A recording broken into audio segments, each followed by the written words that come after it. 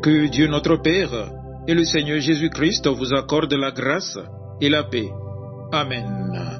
Le texte biblique de ce jeudi 22 janvier 2026 est tiré du livre des Actes des Apôtres au chapitre 6, les 6 premiers versets. Le thème de ce jour est intitulé comme suit: Fais un bon choix des serviteurs. Prions. Éternel notre Dieu, nous venons devant ta parole avec respect et humilité. Ouvre nos cœurs, éclaire notre intelligence et parle-nous par ton esprit. Que ta parole nous corrige, nous restaure et nous aligne avec ta volonté. Au nom de Jésus-Christ, Amen. Actes des Apôtres, chapitre 6, les 6 premiers versets. En ce temps-là, le nombre des disciples augmentant, les hellénistes murmurent contre les Hébreux parce que leurs veuves étaient négligées dans la distribution qui se faisait chaque jour. Les 12 convoquèrent la multitude des disciples et dirent: « Il n'est pas convenable que nous laissions la parole de Dieu pour servir aux tables. C'est pourquoi, frères, choisissez parmi vous 7 hommes de qui l'on rende un bon témoignage, qui soit plein d'Esprit Saint et de sagesse, et que nous chargerons de cet emploi. Et nous continuerons à nous appliquer à la prière et au ministère de la parole. » Cette proposition plut à toute l'assemblée. Ils élurent Étienne, homme plein de foi et d'Esprit Saint, Philippe, Procore, Nicanor, Timon, Parménas et Nicolas, prosélytes d'Antioche. Ils les présentèrent aux apôtres qui, après avoir prié, leur imposèrent les mains. Amen. Bien-aimés dans le Seigneur, quand Dieu fait grandir son Église, les défis ne tardent jamais à apparaître. Plus l'œuvre avance, plus elle exige de la sagesse. Dans le livre des Actes, au chapitre 6, l'Église est en pleine croissance, mais elle traverse aussi une crise interne. Et cette crise nous parle fortement aujourd'hui, surtout dans nos réalités quotidiennes, où les choix sont parfois influencés par l'amitié, la famille ou la tribu. À travers ce texte, Dieu nous enseigne une vérité simple mais profonde. Le progrès ou le blocage de l'œuvre dépend souvent du choix des serviteurs. La Bible dit qu'il y eut des murmures.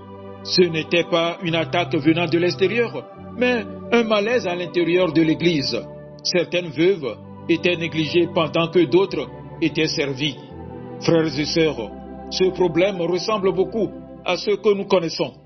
Quand certains sentent que ce sont toujours les mêmes qui sont choisis, quand d'autres pensent que les proches passent avant, les cœurs se ferment et les murmures commencent. Comme dans un village, quand le chef partage la nourriture et donne toujours la meilleure part à ses proches, même ceux qui se taisent parlent dans leur cœur. Et ces murmures, s'ils ne sont pas traités, détruisent l'unité. Face à ce problème, les apôtres ne ferment pas les yeux. Ils ne disent pas: prenons nos amis, prenons ceux de notre groupe, prenons ceux qui nous sont fidèles personnellement. Ils disent: choisissez parmi vous. Cela signifie un choix transparent, un choix communautaire, un choix spirituel. Ils comprennent aussi une chose importante: chacun doit rester à sa place. Les apôtres doivent se consacrer à la prière et à la parole, pendant que d'autres servent dans l'organisation. L'Église ne fonctionne pas bien quand une seule personne veut tout faire, ni quand les responsabilités sont distribuées selon les affinités. Pour éviter les erreurs humaines, les apôtres donnent des critères clairs.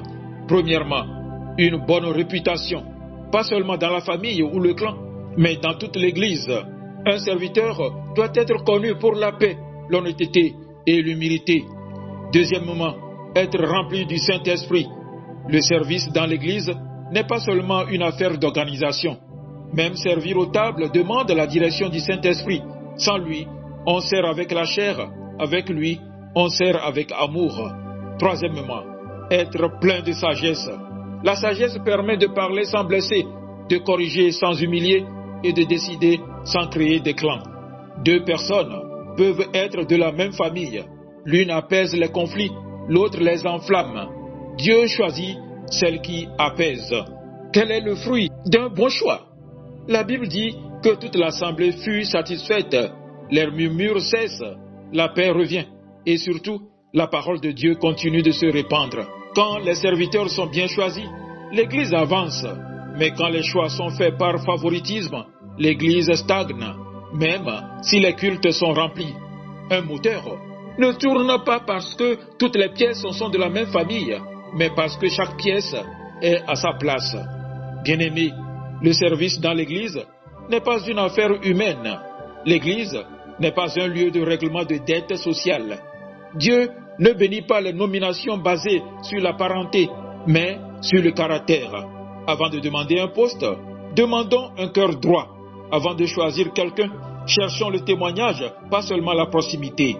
Bien-aimés, faire un bon choix des serviteurs, c'est protéger l'unité de l'Église, c'est permettre à la mission de Dieu d'avancer, c'est résister à la pression culturelle pour obéir au cœur de Dieu. L'homme regarde à ce qui frappe les yeux, mais l'Éternel regarde au cœur, nous dit 1 Samuel, chapitre 16, verset 7. Que le Seigneur nous aide à être une église où l'on sert par appel, et non par accointance, par l'esprit, et non par intérêt. Amen. Agréable journée à vous tous.